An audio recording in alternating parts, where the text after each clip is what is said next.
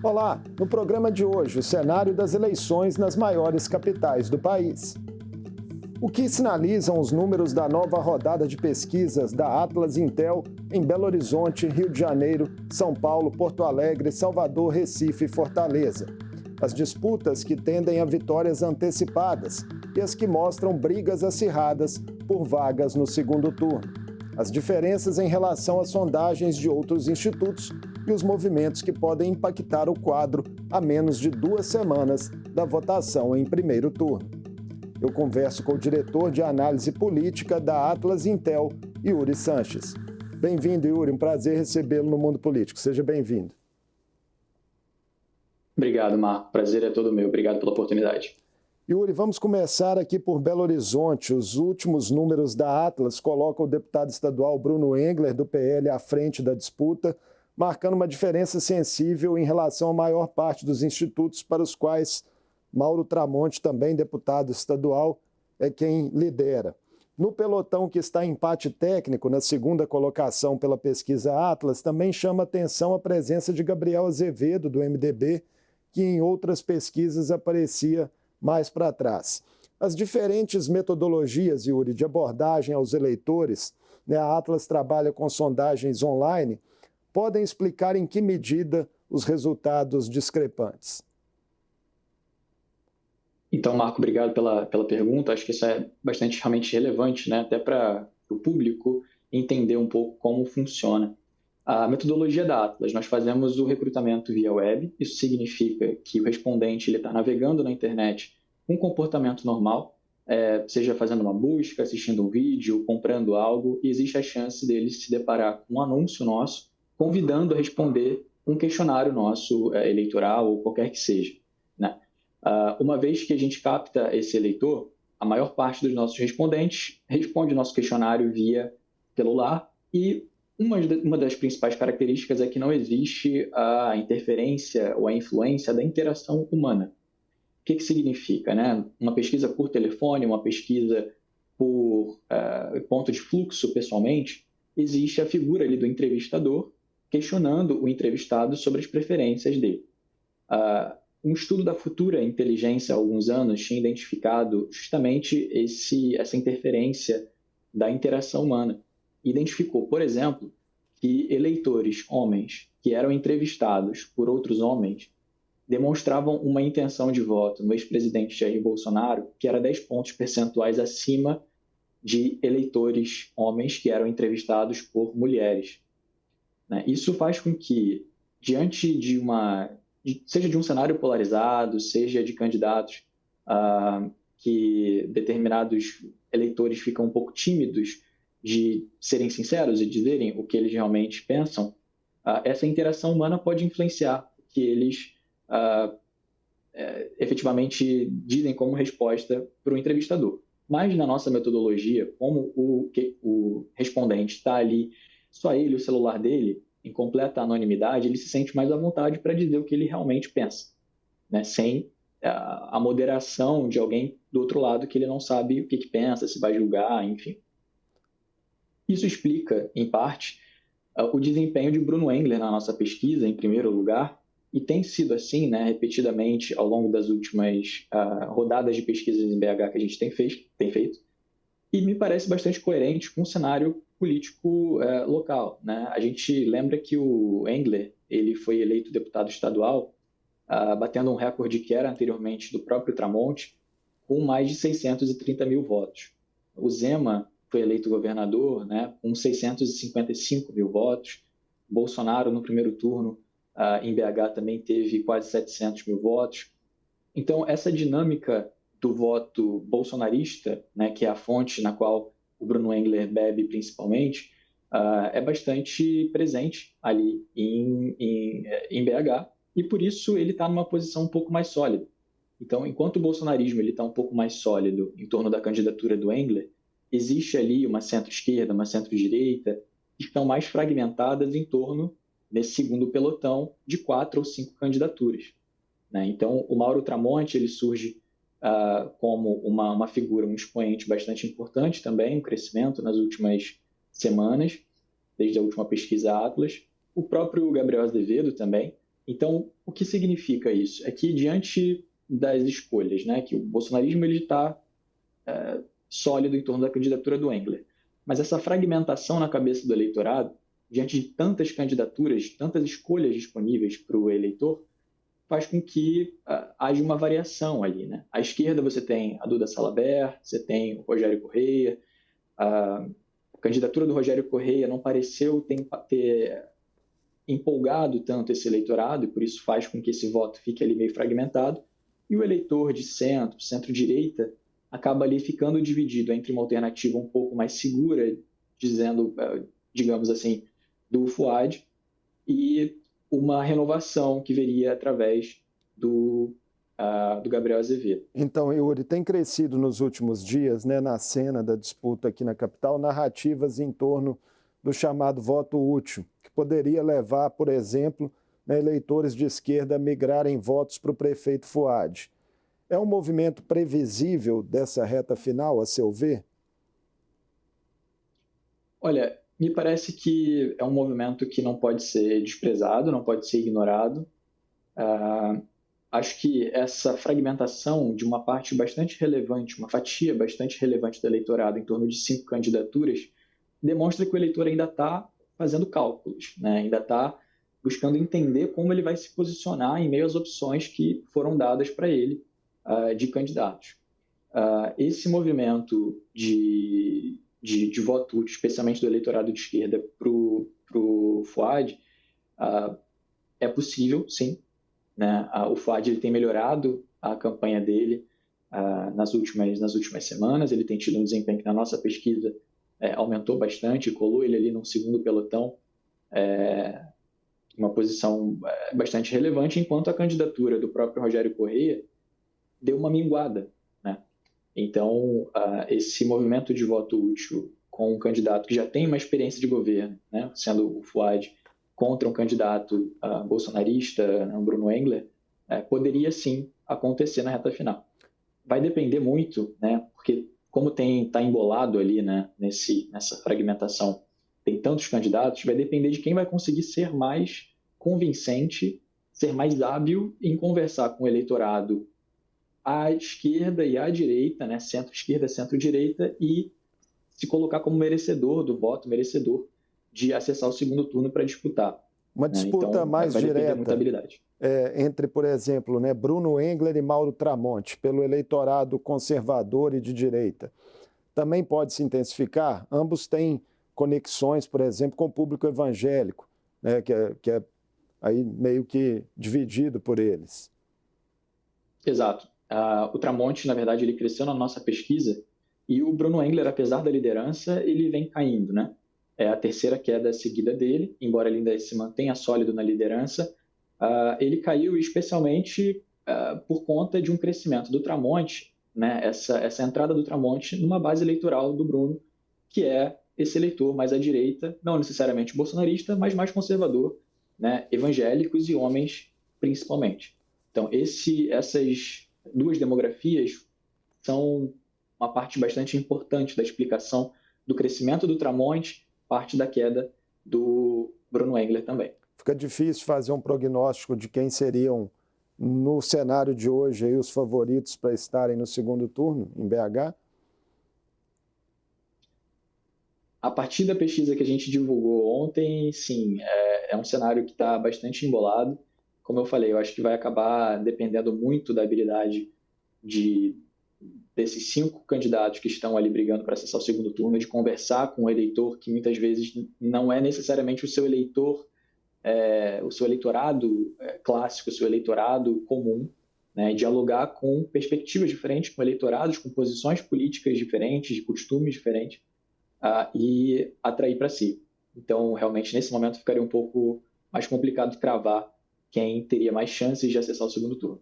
Em São Paulo, Yuri, na eleição municipal aí com maior exposição midiática do país, né, a Atlas aponta a liderança isolada de Guilherme Boulos do PSOL, uma disputa acirrada entre o prefeito Ricardo Nunes e o coach Pablo Marçal pela segunda colocação. As divisões na direita estariam favorecendo Boulos? É possível fazer essa leitura de momento? Também, sim.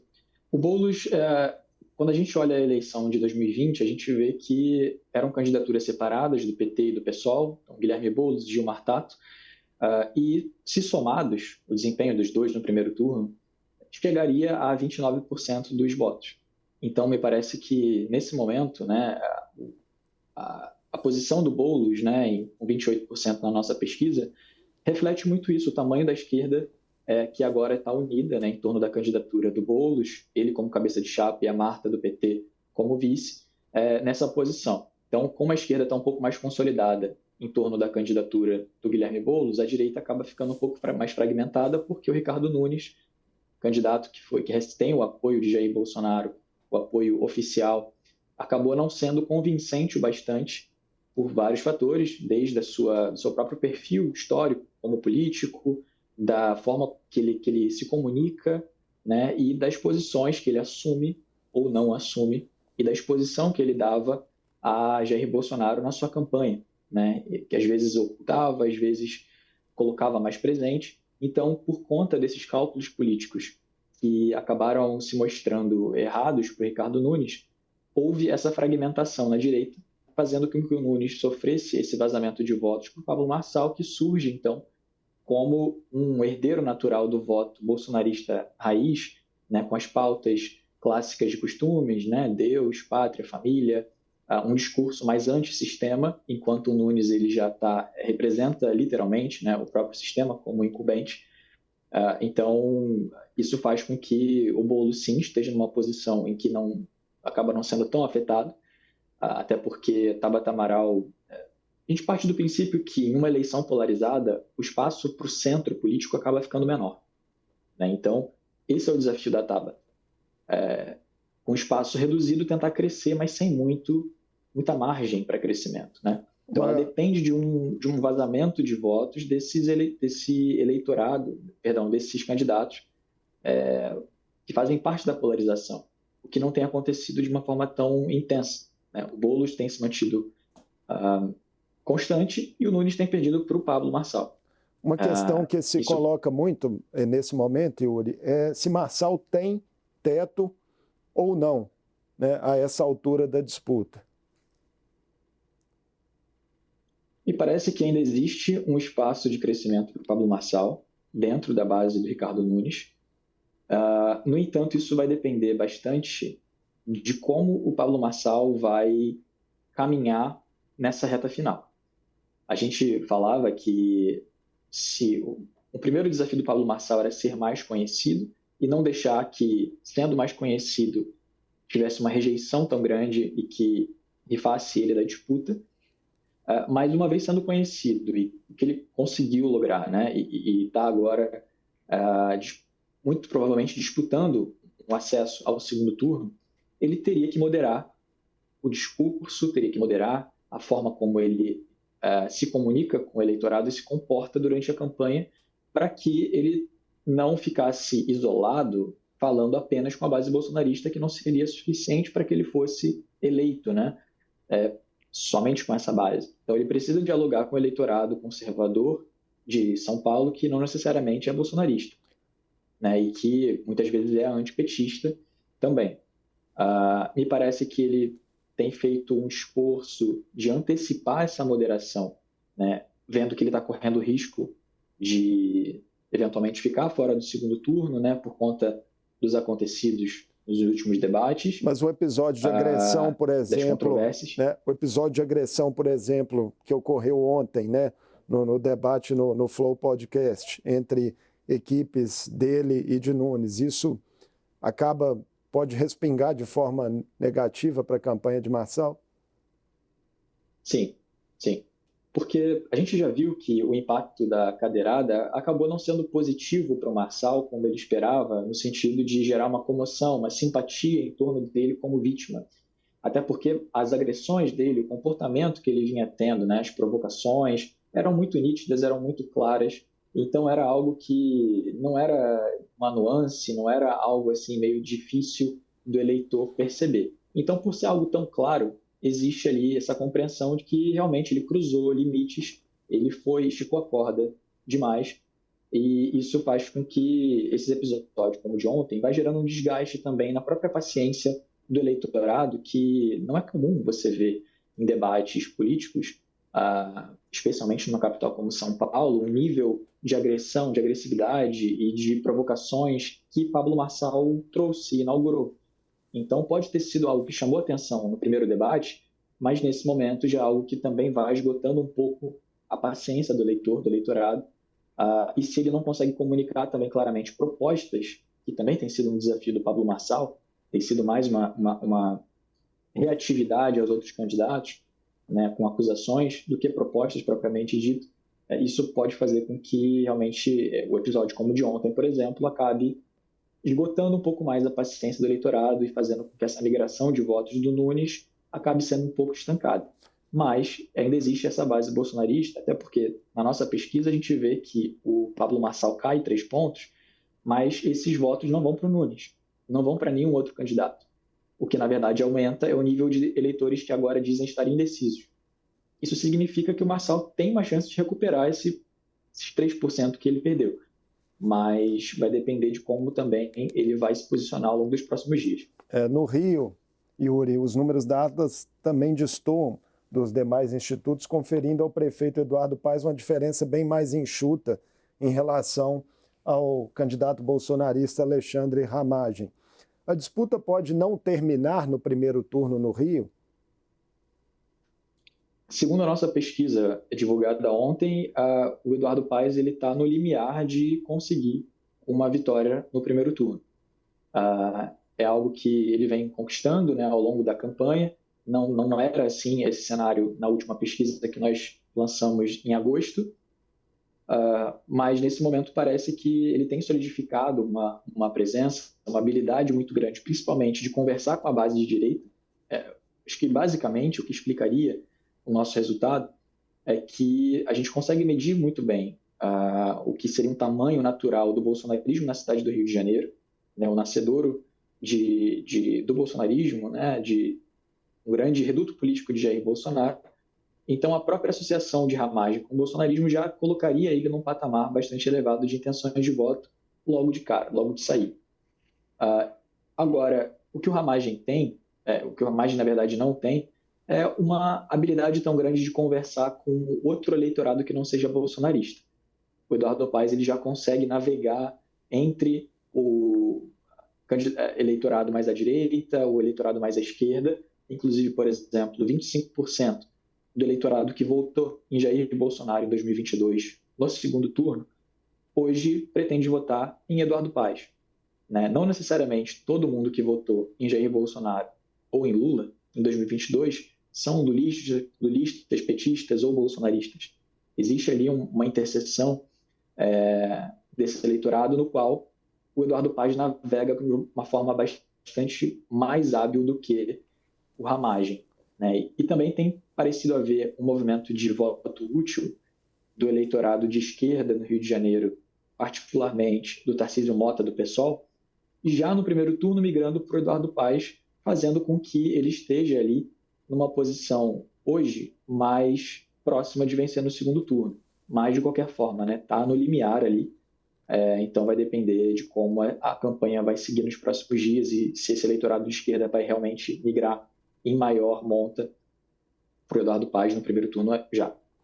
Yuri, em Porto Alegre, no Rio Grande do Sul, tem pesquisa Atlas Intel no forno nesse momento. É um cenário que chama atenção pela situação do prefeito Sebastião Melo, do MDB, que tenta se reeleger após desgastes ali com as severas enchentes que atingiram a capital gaúcha. Ele tem como principais adversárias a deputada federal Maria do Rosário e Juliana Brizola, do PDT. Como que o quadro se desenha lá? Qual que é o seu palpite aí para esses 10 dias que restam?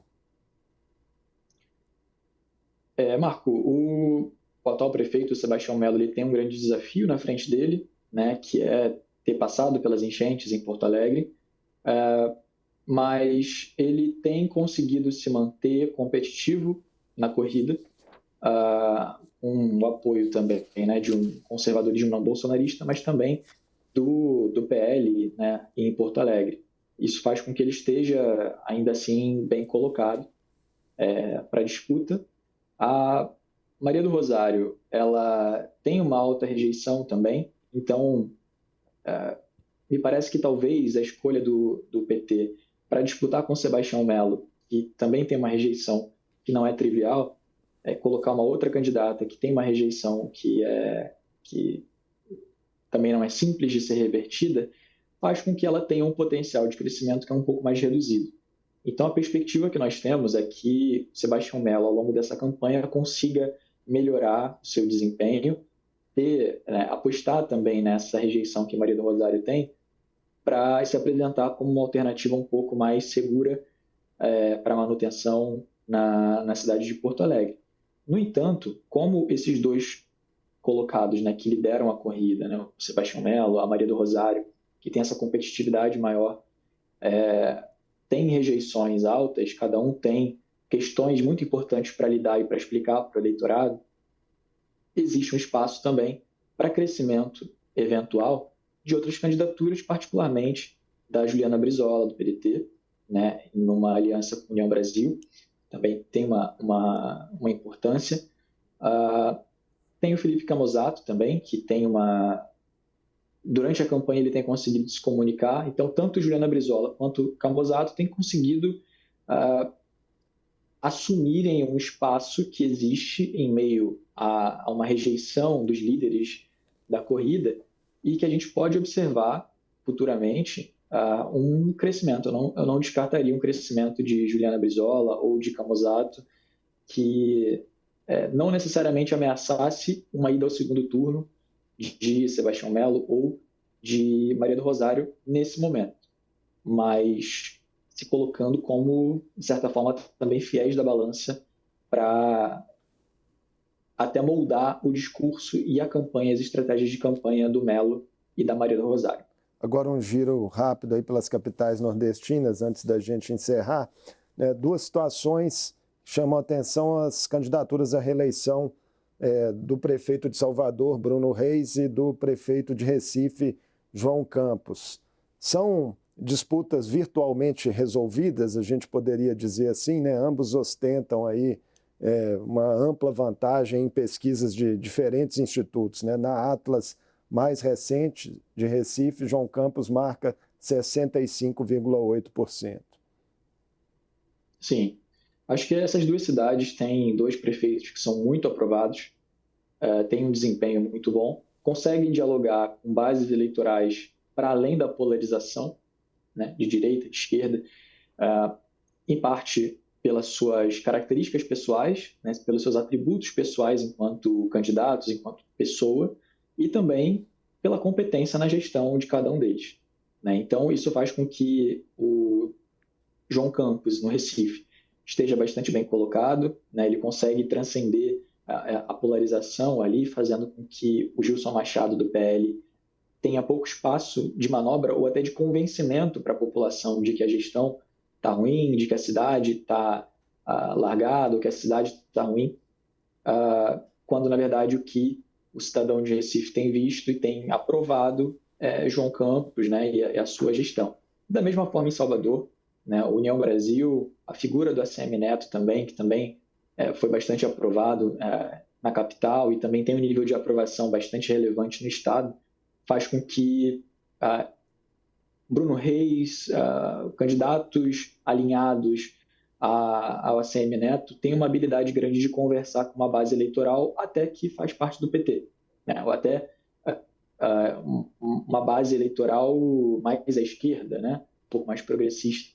Então, de novo, uma habilidade de conversar com bases eleitorais para além da polarização, para além de questões ideológicas, e a competência também na gestão. Então, isso faz com que tanto Bruno Reis e João Campos estejam bem colocados nas suas disputas. Fortaleza, né? Uma das disputas mais equilibradas das capitais, com 4 nomes representando diferentes grupos de direita e de esquerda, brigando pelas 2 vagas no segundo turno, em empate técnico, segundo a pesquisa recém-divulgada Atlas Intel. André Fernandes com 25% do PL, Evandro Leitão do PT 24,6%, Capitão Wagner do União 20,8% e o prefeito José Sarto do PDT 22%. Todo mundo ali juntinho, né, na margem de erro. O que pode pesar nessa reta final? Marco, essa é uma das corridas mais interessantes, né, que a gente tem observado a nível municipal. É praticamente uma semifinal, né, em que de correntes políticas, de tradições políticas parecidas. Me parece que a polarização em Fortaleza ainda tem um papel muito grande, por isso a gente vê um candidato bolsonarista, né, do PL, o André Fernandes, na liderança, empatado ali praticamente também com o candidato do PT, o Evandro Leitão, e por fora a gente também tem correndo o candidato, né, o Sarto, que é um partido de centro-esquerda, o PDT, mas que tem um atributo, um perfil pessoal de também governança que é mais conservador, né? Então também consegue dialogar um pouco com esse eleitorado. E o capitão Wagner, que antes vinha também no bojo do bolsonarismo, mas buscou se moderar e conversar com outras forças políticas e mudando um pouco o seu posicionamento. A polarização está colocada, então por isso a gente vê Evandro Leitão e André Fernandes de uma forma até mais estável na sua corrida, e a gente vê que ainda assim existe cerca de 42% do eleitorado que em Fortaleza não está satisfeita com as opções que a polarização lhes dá. Por isso a gente vê Sarto e Capitão Wagner disputando o voto desse eleitorado, e aí sim existe uma flutuação um pouco maior entre um e o outro. Né? Então, ali os dois vão conversar com uma parte do eleitorado que é antipetista e antibolsonarista em Fortaleza e vão ter que convencer quem é o melhor, se é o atual prefeito, o incumbente, capaz de melhorar a gestão da cidade e convencer esse eleitorado a ficar numa escolha mais de continuidade, ou se a mudança vem por uma alternativa conservadora, mas não bolsonarista, com o capitão Wagner. Muito obrigado. Então, é bastante interessante. Muito obrigado por essa conversa conosco, Yuri. Nosso tempo acabou, sim, mas passamos aí por vários cenários importantes pelo país, né, de disputas nas capitais. Obrigado por essa conversa conosco no Mundo Político. Atlas ainda divulga novas pesquisas antes do primeiro turno? Mais uma rodada? Sim, em alguns lugares, algumas capitais, nós vamos divulgar uma pesquisa antes de véspera, e vai ter também a pesquisa de véspera para algumas capitais também que a gente está definindo. BH, inclusive, né? BH, inclusive. Vamos acompanhar. Obrigado mais uma vez. Eu que agradeço. Eu conversei com Yuri Sanches, diretor de análise política da Atlas Intel. Falamos dos resultados das mais recentes pesquisas eleitorais divulgadas pelo Instituto sobre as disputas pelas prefeituras das maiores capitais brasileiras e dos fatores que podem impactar os cenários até a votação em 6 de outubro. O Mundo Político fica por aqui. Obrigado por nos acompanhar. Até o próximo programa.